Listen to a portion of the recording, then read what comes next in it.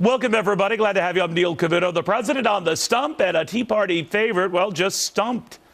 Barack Obama pushing more big spending that he says won't add a dime to the deficit. Rand Paul's crunched the numbers and says it's about to explode the deficit. Says there's no way you could talk about more spending on things like infrastructure and green initiatives and climate change initiatives and preschool for all kids initiatives and so many other initiatives without initiating still bigger and a lot bigger deficits. Rand Paul here to say not only does the math not add up, nothing adds up. Senator, good to have you. Nice to be with you, Neil. What do you do now, Senator, as a Tea Party elected senator, and beyond that, just a very conservative, almost libertarian approach to this sort of thing? What do you do? What do you advocate Republicans do? Well, I think we have to point out the truth. We can't let the president run around the country saying that he's cut the deficit by $2 trillion. Well, that's absurd. We've increased our debt by $6 trillion in his first term. And what does he say? Oh, because I didn't increase it $8 trillion, I've reduced it $2 trillion. Well, that's absurd. He's added $6 trillion to the debt, and that's just a fact. And he's probably going to add another 4 to 5, maybe $6 trillion more in his second term. And he's adding up all of these programs, and he wants to tell you, oh, they're not going to cost anything.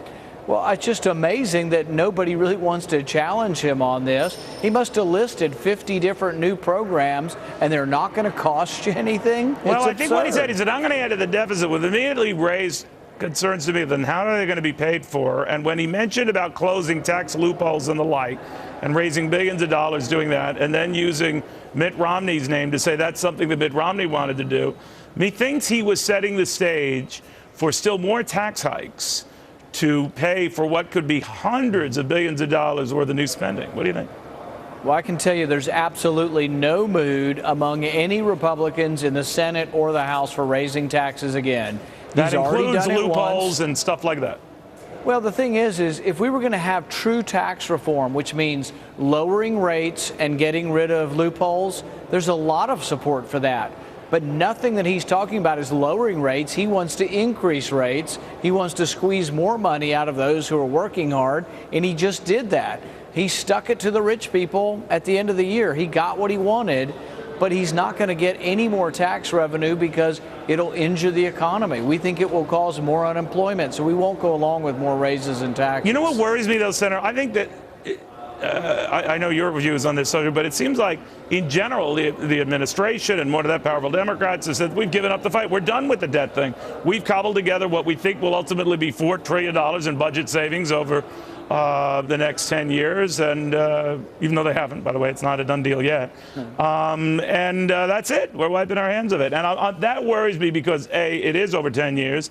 B, the debt will still be larger than it is now in 10 years.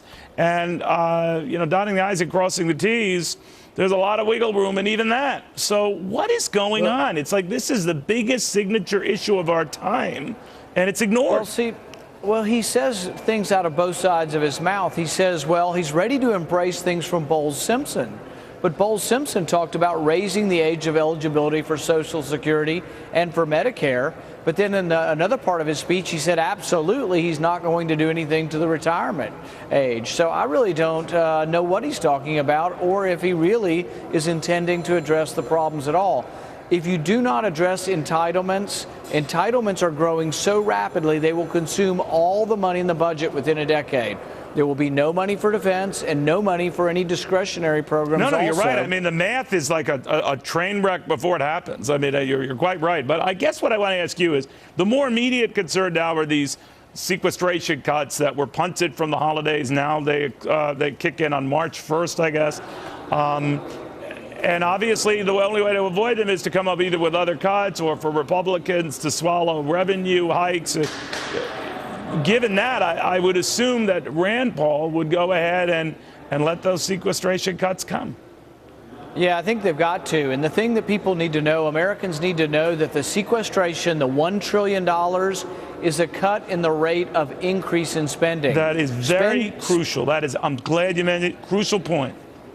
Spending over the next decade will go up between $7 and $8 trillion, even with the sequester. No one is cutting the real amount of spending. That's why the deficit will continue to rise over the next decade, even with the sequester. So I think the sequester is a beginning. You have to do it, and then you have to do even much more than that if you're going to preserve us and keep us from really, I think, a debt crisis somewhere down the road.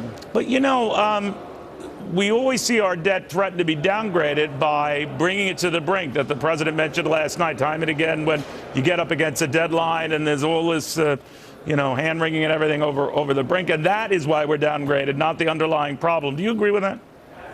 Well, the debt's downgraded because we're not addressing they don't see us acting and addressing our deficit problem. But the other thing people need to realize is that if we don't fix these problems, what happens is we print up money to pay for the debt and you lose purchasing power.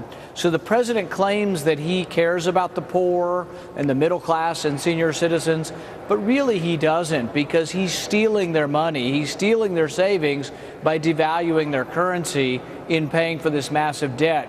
So it's a sleight of hand.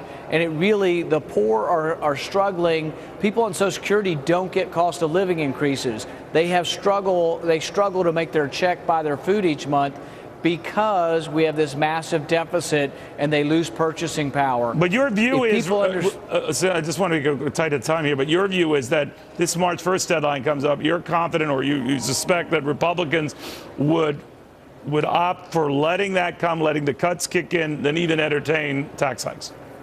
I think so. I think there's more resolve for letting the sequester happen now than there was 3 months ago. All right, Senator, good seeing you again. Thank you very much.